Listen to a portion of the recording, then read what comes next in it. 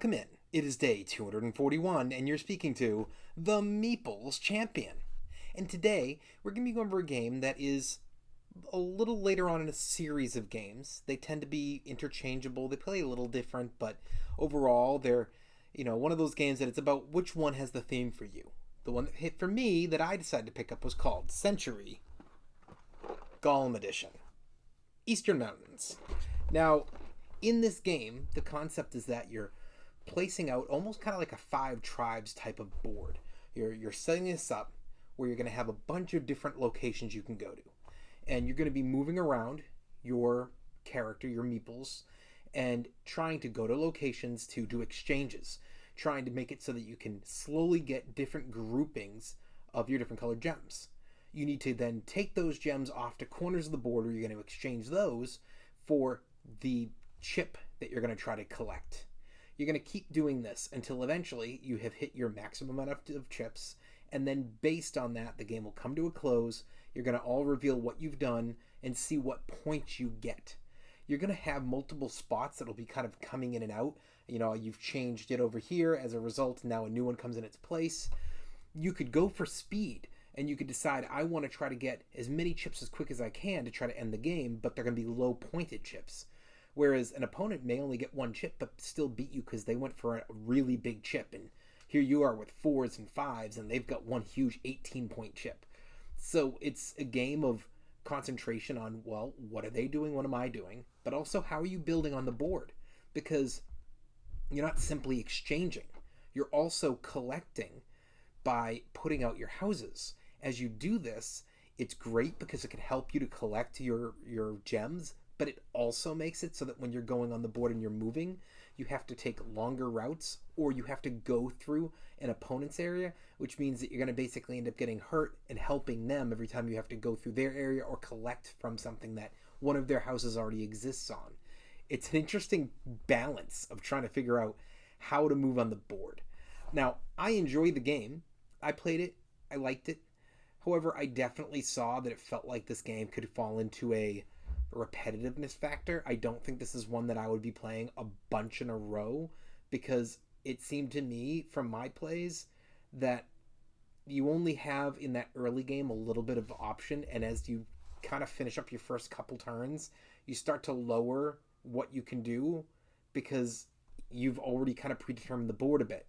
At least that's how I saw it. Maybe I was looking through it without enough information on the game, or with jaded eyes. I'm not sure. But that was how I saw it. That being said, why don't we jump in, let's talk our 7 categories and see where this game lands for us.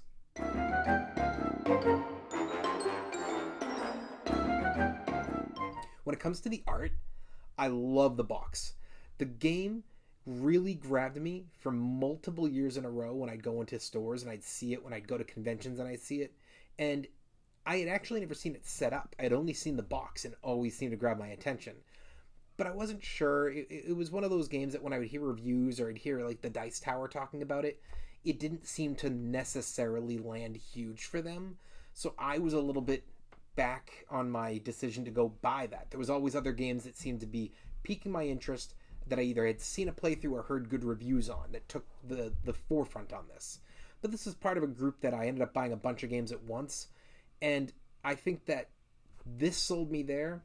But the setup, to actually see the board set up, was even better, and I really liked that art. It sold me in all aspects. Thumbs up.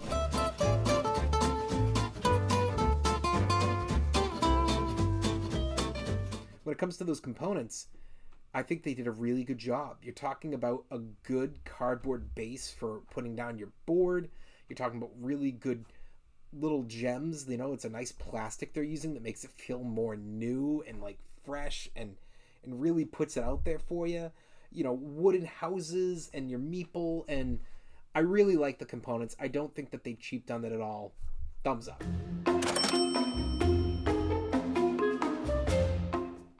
Your price. So when it comes to the price, this game's about 40, maybe 50. You're getting a game in here that's definitely worthwhile. And there is a secondary mode of how you play this. I've only played it the basic mode, so I can't judge the other mode yet. But I think that multiple options on play, 2 to 4 players, you're getting really good quality in here. it's a good game. I don't think I'd ever want to buy a different Century. I think one's enough. And I think for the price, I wouldn't be willing to compete in adding multiple, because I believe you can mix these together, but to me, it's not worth that. But I think for what you're getting, it is worth its price. It is something that's worthwhile to try out if this game hits for you. Thumbs up. Your difficulty. It's not for kids. I wouldn't recommend this one for kids. And I think experts are also going to kind of stand back on this one.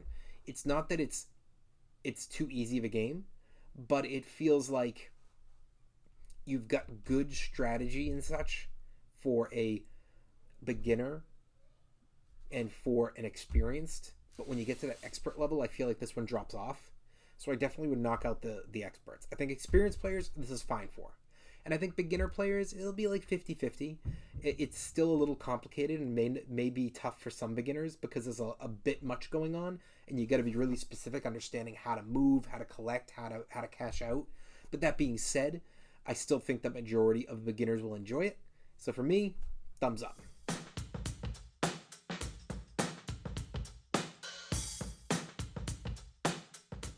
Replayability. I don't think there's a lot of replayability here. I think it's a good game, and I don't think it's like one you play it once and you're done. And I don't think it's one that you play it 10 times and you're done. But I think it's one that you play and you go, I'm not playing this again for a bit. If you aren't owning this and only 3 other games, if you've legitimately got a good collection, and that doesn't have to be my size, that could be a collection of 20 or 30 games. I think this is the game that you're going to say, I'll play it, and then I'm not going to play it for at least 6 months. It needs breaks in between. That's the way I view it. So for me, replayability, thumbs down.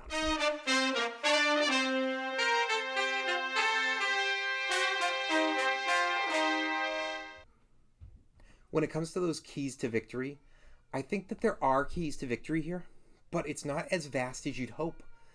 You basically have the choice between, do you want to go quick and get your 4 tokens, cash out fast, or do you want to take your time and try to get the bigger ones? Now, sometimes you don't have much choice because your opponent's kind of already clearly going for one, and you're not going to catch them. So sometimes you're forced down a route and it's not even your choice. At the same time, you have then the choice on the board of how do you want to move. Are you trying to evade all of your opponent's places? Are you trying to build out as many of yours early and let them get the lead in pieces, but give you the control of the housing? There's some options, but it just didn't strike me as having that many. I just can't give this the keys to victory. It just doesn't feel like you have as much choice as you should have. You look at the board, it feels like there's choice, but I feel like it's half the choices you really think you should have. And I feel like even those are less than you realize. It's got to be a thumbs down.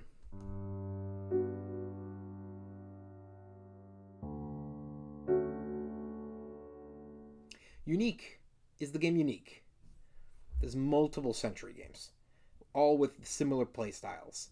And even then, the game compares to games, not completely, but in comparison to games like Five Tribes, or other games where you place out the board, you collect things, and you pay to collect tokens.